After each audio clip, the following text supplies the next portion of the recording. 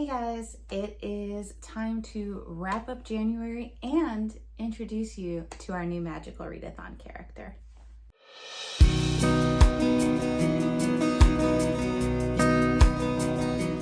Hey guys, if you are new, welcome to the Book Path. I'm Nicole, and if this isn't your first rodeo, thanks for sticking around. As you can see, there is a slight difference in, we got a haircut. It's a little bit shorter than what I wanted. I had gone saying to here. Obviously, it's a bit of a difference, but it needed to be done. I had a lot of dry ends and everything from previous bleaching.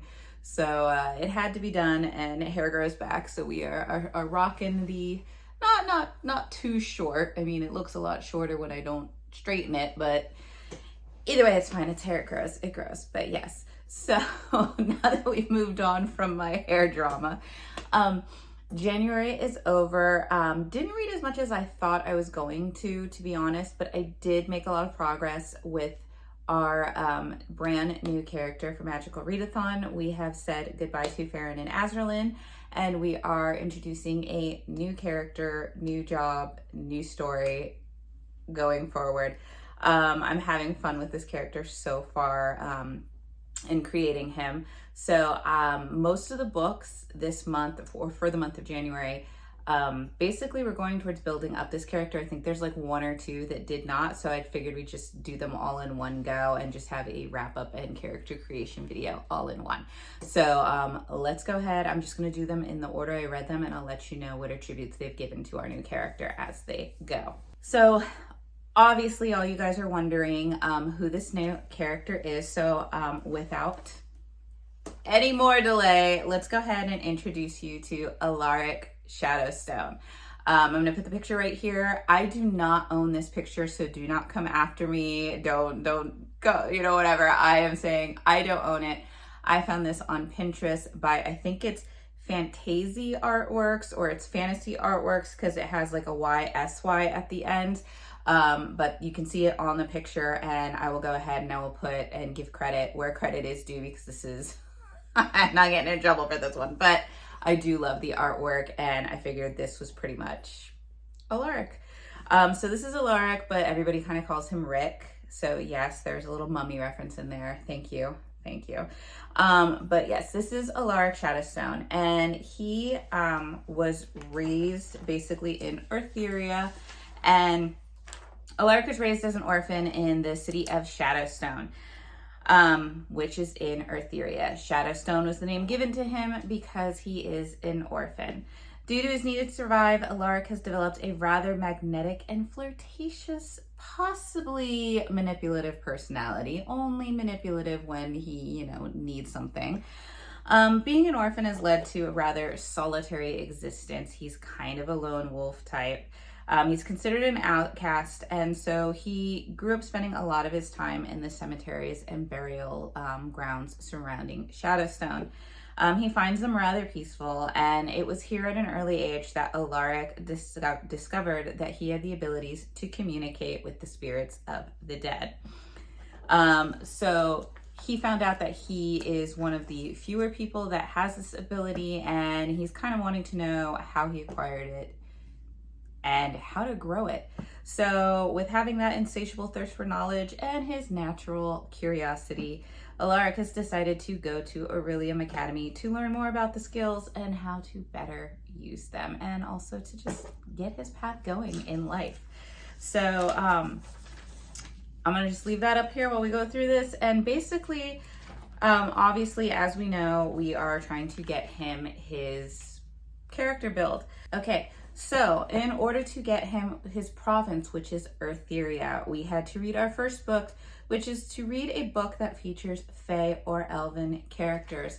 And we ended up reading Neverkeep by Carolyn Peckham and Susan Valenti.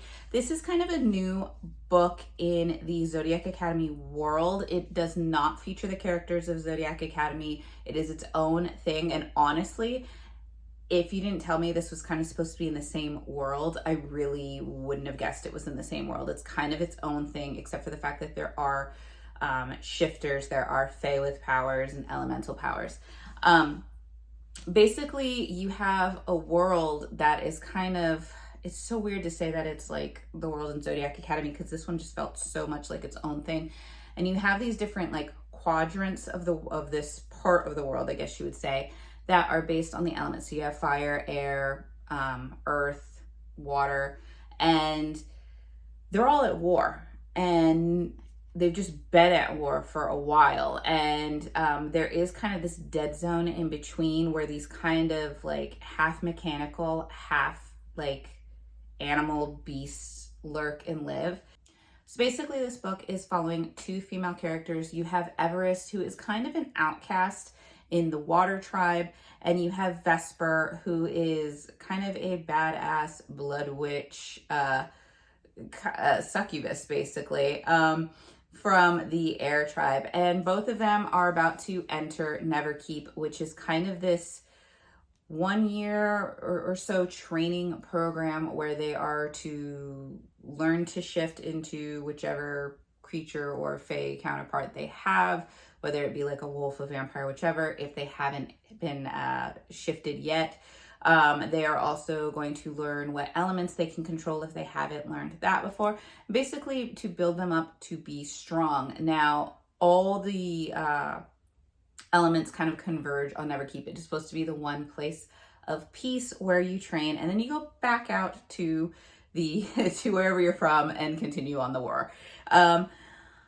It's very interesting, very, very dark, lots of bullying in here. And as the course goes on, you kind of just witness these two lives of these girls. And you also find out that not all is as it seems. And there might be more to the kind of priests or guardians of Neverkeep that are supposed to be kind of the spiritual elite. And they might be doing a little bit more in the shadows. So it was just a really interesting read. I ended up giving this one 4 stars. It wasn't exactly a 5-star because there were times where I felt it was a little lagging, a little slow. I wanted a little bit of pick-me-up, and I wanted a little bit more growth for some of the characters. By the end, it really did get going, and the way that it leaves off with these two girls, you are kind of left like, this is gonna get good, because the stuff that they go through at the end, let's just say character building is going to be coming into play a little bit, and you are going to be like, I am rooting for them more now towards the end of the book than I was throughout the whole book. The whole book I was like, okay. The other part is I really wanted more of the male perspective sides that they've done in things like Ruthless Boys of the Zodiac and Zodiac Academy and the other books that they've done, and there really isn't any male perspective. I think there's like 1 chapter of a later character, but other than that, it's really just Vesper and Everest and their story. And I really, really wanted some of the other guys' input and to see what they were doing. So 4 out of 5 stars for me. I do plan to complete the series, and I'm just kind of now foaming at the mouth because I need the next one. I need to kind of know what's happening. But this does get us our Fae and Elven world. This does get us our Etheria. And because you can double up prompts in Magical Readathon, this is also going to complete our January prompt for the Magical Unarillium, the new, for, if I can show it, this new map, for this new map here.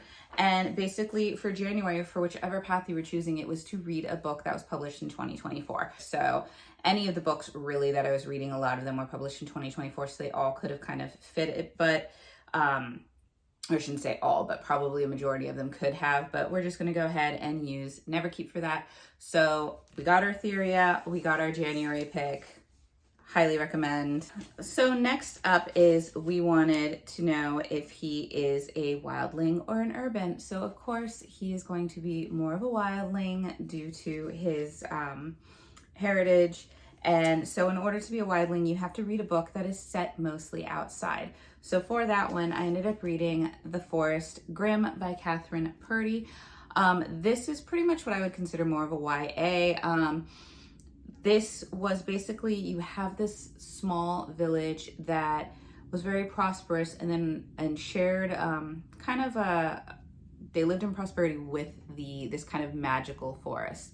And all of a sudden, the forest starts taking back its gifts, and it starts taking the people of the forest. People just wander into the woods, never to be seen again.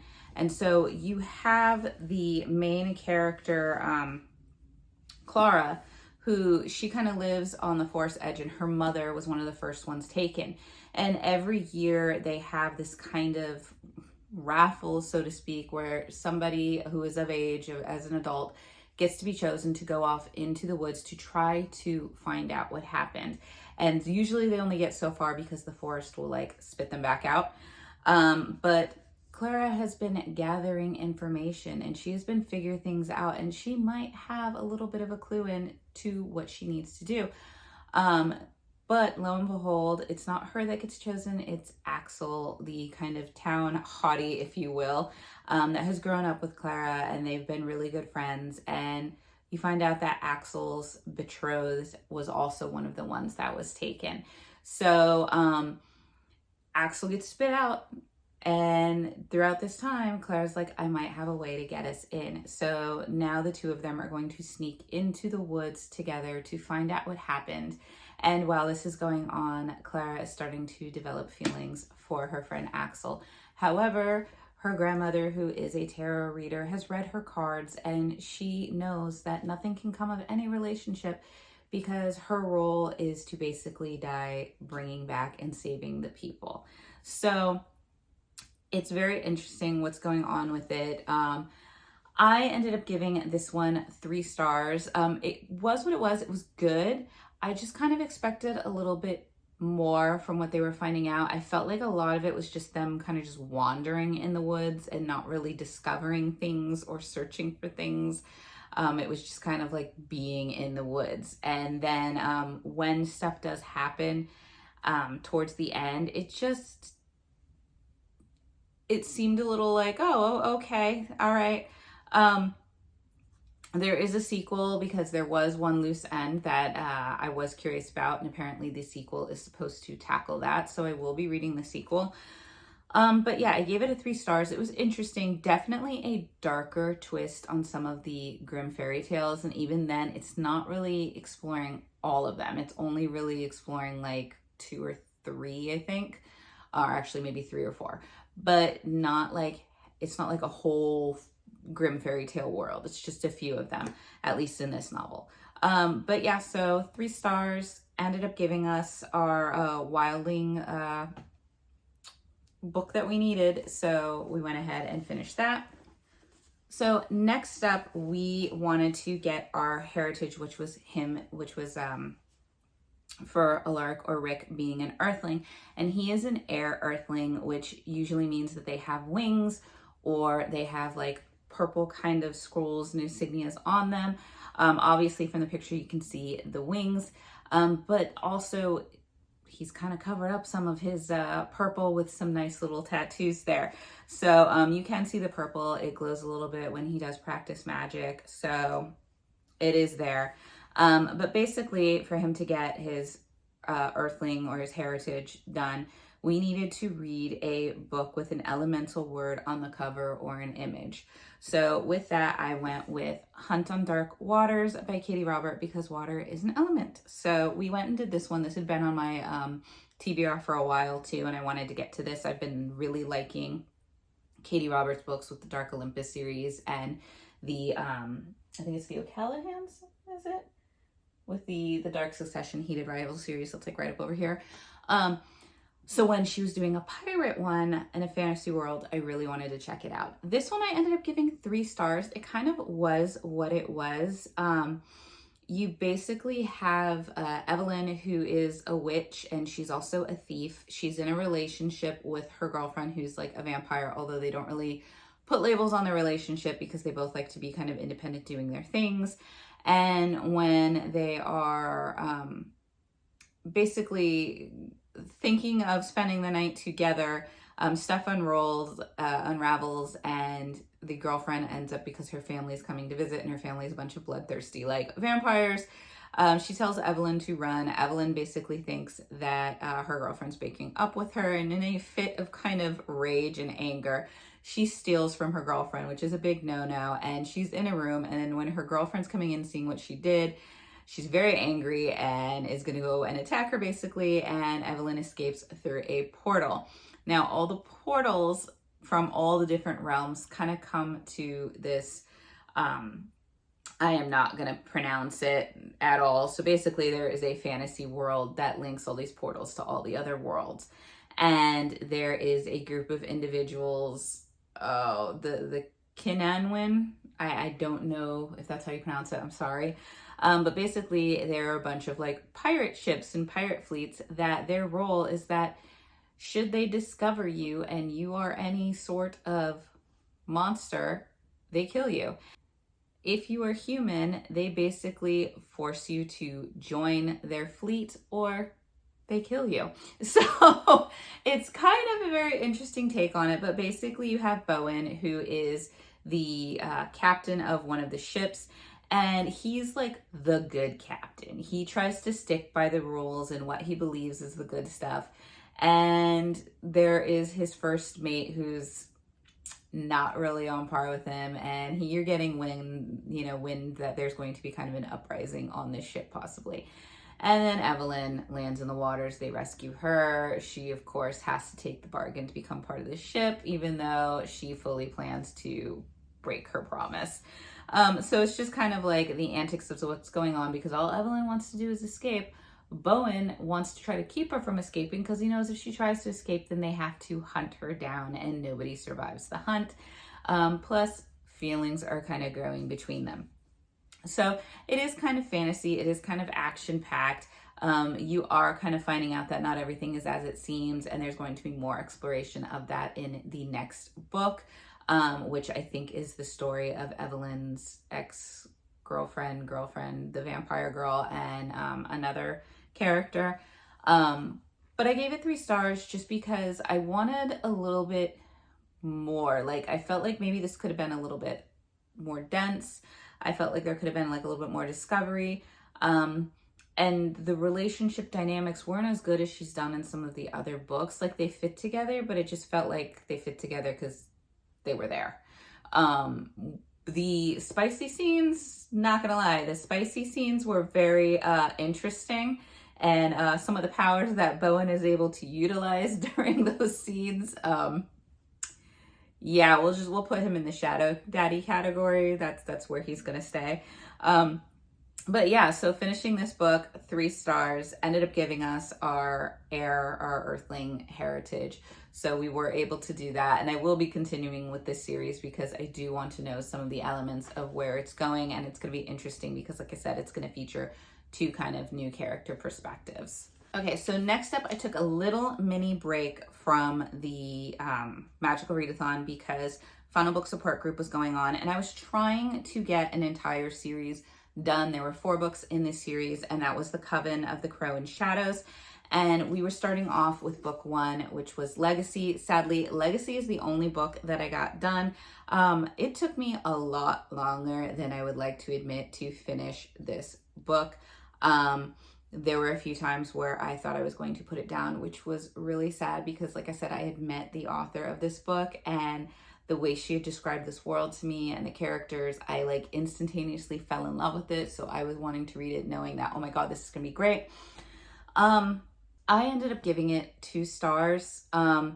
There were a lot of times where I thought I was gonna DNF it. I did pull through. It did get interesting towards the end, but I found it to be really predictable. I wish that there would have been more about the world, because there were little snippets that you would get from the world, but I wanted more of that. This seemed to be much more focused on the relationship between Ari and Zane, who are the main characters, because Ari is a wolf shifter, but she has to keep her wolf a secret because there's something wrong with it, she thinks. When her family kind of attacks her pack leader, she is put in prison, and she's only saved by Zane, who is a warlock and is saying, you know what, you can become my familiar, or you can deal with whatever consequences they're going to give you. So she obviously takes the choice to become Zane's familiar, and Zane brings her back to kind of the warlock realm, and she kind of starts to learn about the world at large through him. Obviously there is romance between the two of them, and that's just kind of what the book seems to focus on, is their relationship. How do they grow a relationship? Ari is very kind of skeptical of a lot of things. She's very much insecure in herself, and Zane is trying his utmost hardest to kind of break through those barriers and show her what she's worth and like love her. So as you can tell, I was pretty much Team Zane in this book the whole time, because not because I was like, oh, he's gorgeous, he's whatever. It was because this guy was trying so hard to like win this girl over, and she was just so thick-headed at times, and just when you thought she would break through, she'd go back. And it just felt like there wasn't a lot of character growth, and there would be times where she'd be like, oh, I'm big, I'm strong, I'm badass, and then the next minute she's like, oh, I don't really know all these things, and I don't know. So it just felt very circular with her, and it was just like she just kept going, and she just couldn't get out of her own way at some times. And then there were times where she'd be like, oh, I really want to be with him, and she'd be teasing him and touching him and kissing him, and then she'd basically pull away and be like, well, we're not going to do that because I'm not sure about you yet. And I was just like, this guy is trying, you know? So I was not a huge fan of Ari. There were also some parts in this book that unfolded a little too quickly for me. I felt like they could have been spaced out. Like, this book itself probably could have been expanded and been like its own trilogy, because story-wise, plot-wise, there could have been enough there. It's just I felt the parts that could have been explored weren't explored, and the parts that we really could have kind of left out or minimized were the ones that you were reading like pages upon pages upon pages of. So it was that. It was also predictable at points. And the other part I didn't like is that at some point you find out Ari has the ability to kind of see the future.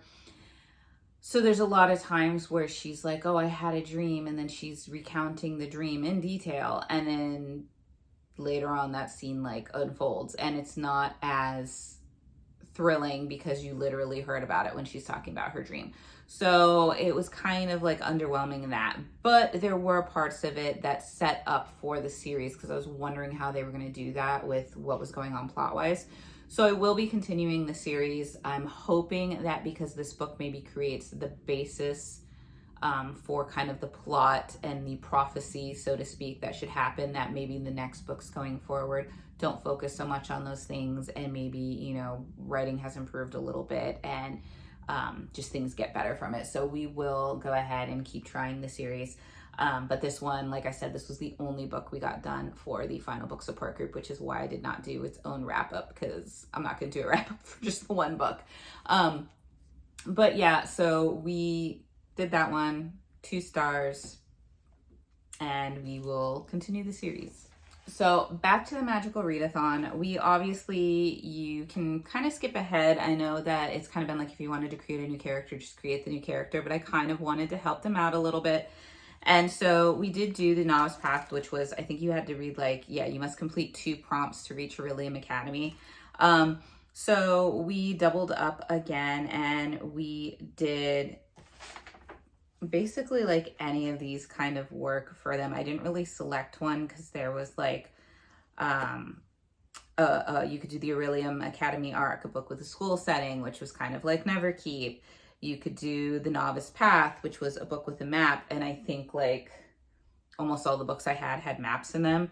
Ash Torn Tree, a book that keeps tempting you, or the top of your T.B.R. Well, it could have been any of these books too. So basically what I'm saying is that with doubling up with prompts, any of the books I really could have used could have fulfilled any of these prompts to get him to Aurelium Academy. So he made it to Aurelium Academy, and we ended up doing the choices for kind of what was going on that while you were doing the novice path, and it was like this little quiz, and you could fill it out, and then you got symbols for each one, and whichever symbol you got the most of, that is the guild you will be a part of in the Aurelium Academy. And so I am going to let you know that Alaric is part of the Archivist Guild.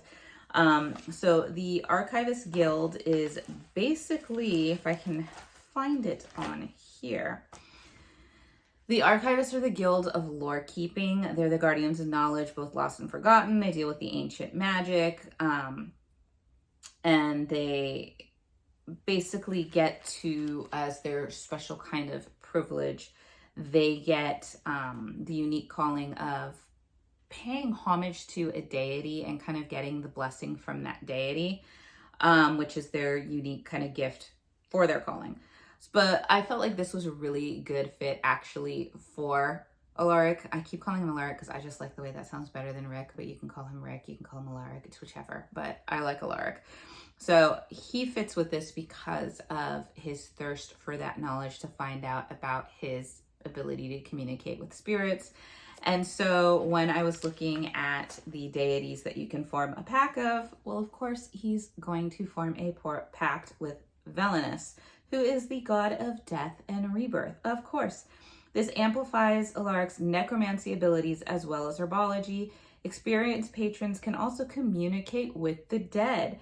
Temples are located in underground caves and covered in flowering vines. So I felt this was perfect for Alaric since he can already communicate with the dead. Why not bond with the god that will help you on that path where all of your kind of upperclassmen can do the same thing and help him to kind of navigate that a little bit more.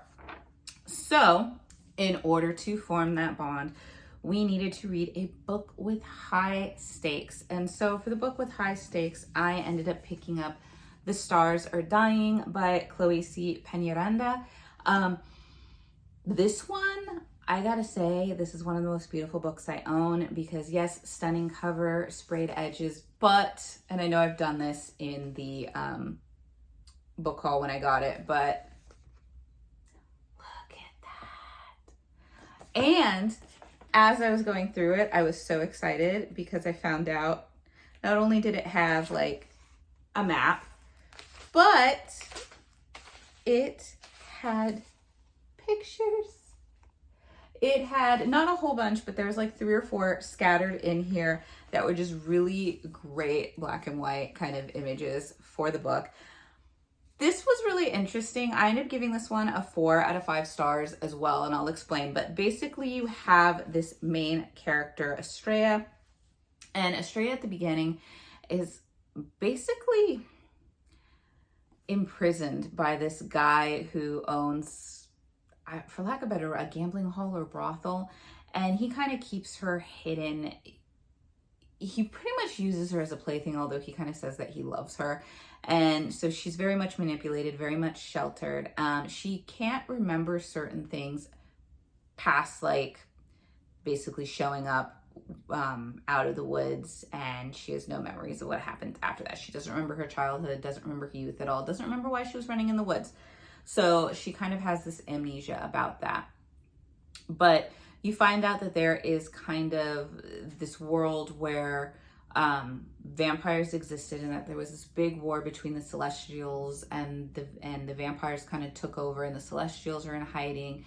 And there are fae characters and creatures throughout, but they're kind of hidden and hiding amongst themselves because if not, they've been killed off because some of them sided with the Celestials. They've been kind of imprisoned, forced to work for the king that's there now.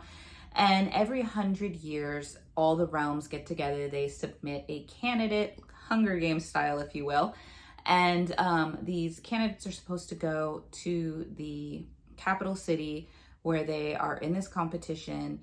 And that the person who wins the competition basically gets immortality, and that the realm that they represent will basically be guarded and protected against vampires. The rest of the realms will be at the mercy of the vampires. The vampires can attack. So it's a very big thing to kind of protect your realm to go to this thing.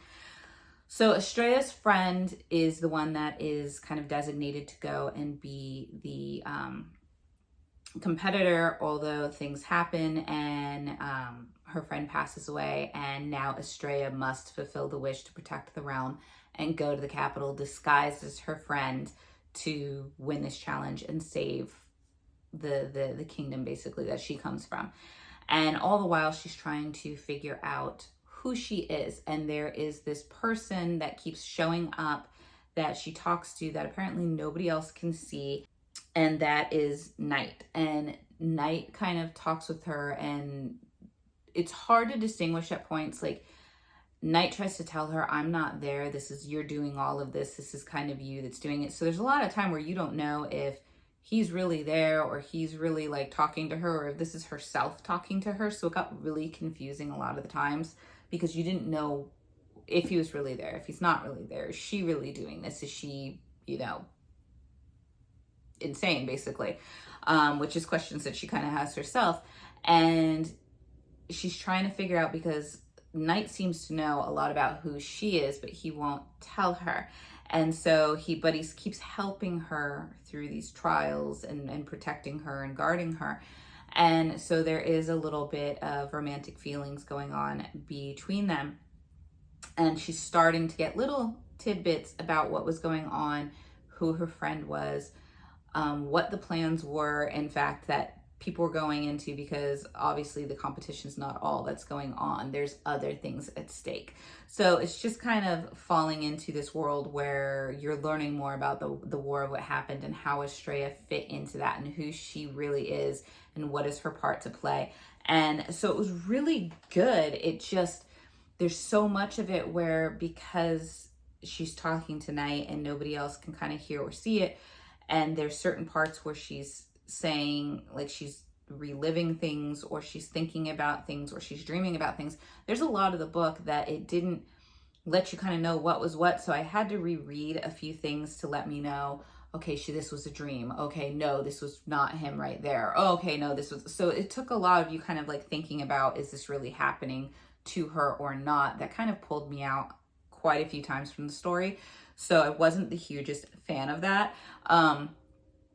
And that's kind of why it got the 4 stars, but it was really well done. It is really interesting. I do recommend it if you are looking for something that has high stakes, fae world, vampires, twists and turns, and a lot of talk about like the stars, the night sky, and celestial myths. So it was very, very interesting. I did pick up the sequel recently because the sequel just came out.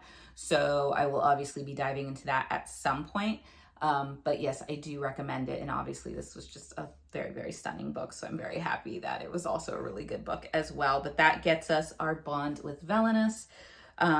This is also a Reddit challenge, a Reddit fantasy bingo board challenge. Originally, I had the House of Marion for the challenge of basically a book based on its cover, which was to buy a book with a pretty cover. And I think, I can't remember what the hard prompt was for it, but I had done the House of Marion. And so obviously this has a stunning cover. I mean, I just wowed. So, I ended up going with this one for the Reddit because I really didn't know much about it. I just really bought it because of the pretty cover, to be honest. So I hadn't heard anything really about it. It wasn't one I saw getting reviewed or anything, so I didn't know what to expect. And so I am glad that I picked it up. But yes, so fantasy bingo board, book prompt down, and our Velenus bond made. And so basically that was kind of it for Magical Readathon for creating this character. We are left with the conduit, which was to choose kind of like his weapon going forward. And I am planning on getting him a sword, which is to read a book with a blade on the cover.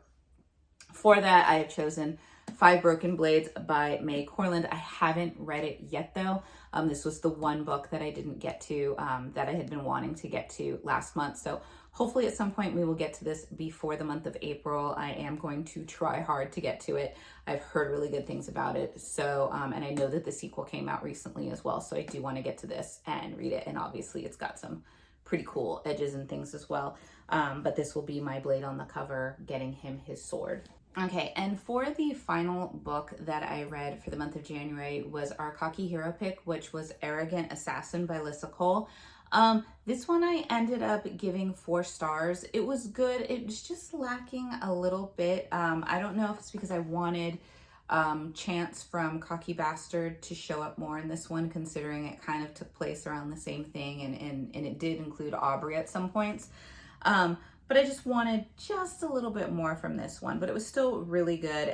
So basically you have Emma, who we've met in Cocky Bastard, who basically helps run the animal shelter that Aubrey owns and had started in California. And she is off with her friends on kind of a week-long vacation, fun in the sun, just live it up. And she ends up spilling her drink on this guy on the plane. And of course, he's an absolute jerk to her. And you come to find out that this jerk is staying at the same hotel. And they just keep having run-ins where they're just total enemies at that point. And this is Ryder. And Ryder is basically a sort of assassin for his uncle. You don't know if his uncle's mafia. It gives very much mafia vibes, but like it's never really talked about.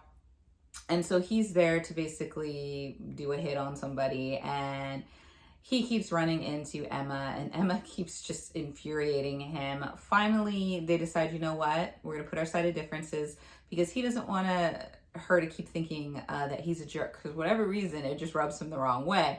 And so he invites her out to dinner. They do end up going to dinner, and they actually get along, and they really like each other. Only for Ryder to disappear, because he's like, I can't get involved with this. I can't do this. I have to have this life that I'm having, which he's not really liking that field anymore. Lo and behold, he hasn't gotten Emma out of his mind. He remembers she works at the animal shelter, does a little digging, finds the shelter, and goes and enters her life once again, trying to make her his. And it's really cute. It's really sweet. Kind of just the fun that they're trying to do. There were a lot of little lines that just made me laugh so hard. I think there was a reference to Supernatural, the TV show, at some point with Dean or something or other. I can't remember. It was really funny. But it made me laugh a little bit. Obviously they bring in a new goat, which I thought was kind of funny. But there was just a little bit too much, just went a little too easily, and I expected a little bit more maybe suspense because of the field that he was in. But that really, it just happened to be like his job. There wasn't really anything that happened because of that. It didn't come into their lives really at all. So it just felt kind of underwhelming on that part, because I wanted that to kind of add into the suspense or the thrill of it, and it really didn't feature at all. So that kind of took it down a notch, but it was still really good. It's one of the better ones that I've read, just for the fact of it felt a little bit more realer on how certain things were handled, and the patience and the forming of the relationship, as well as just, like I said, some of the jokes and the reality of situations that can happen or go awry, and just kind of what you do with them. So I did like it. I ended up giving it 4 stars, and it completed our Cocky Hero pick for January. So we get to move on to February, and we're going to try to not get that backlog of books again like we did late last year. But yeah, that is basically what I read for the month of January. That is us building a new character. This is a much longer video than I anticipated, but if you have stuck around this long, thank you so much. And we will be seeing more of Alaric in April when the spring equinox classes start up. So stay tuned to find out what challenges he's going to face there. But I had a lot of fun making him, and also another shout out to Fantasy or Fantasy, or however you pronounce it, Artworks, for creating a beautiful character image that I am using, because like I said, I am not that gifted, so that is not mine at all. But if you like it, make sure to go and check them out on Pinterest, because they had a beautiful array of a whole bunch of character artwork, including some of your fan favorites like Fourth Wing. So definitely check out the artwork there and just see what they're about. But I hope the new year is starting off well for you. I hope your reading went well. I hope if you guys have those New Year's resolutions, I hope they are still going strong. I did not do one this year, because we're just gonna hope for better and just try better in everything, and see where that goes. Let me know down below if you had a favorite read for the month, and how that went for you. Let me know if there was a new release that you were excited. It cannot be Onyx Storm. We all know everybody was excited for that one. Let's get a different one in there. If there was a different one, post it down below, let me know. And I hope you guys are all well, that you guys are all staying safe, and that you guys are all healthy. And I will see you guys in the next video. Bye.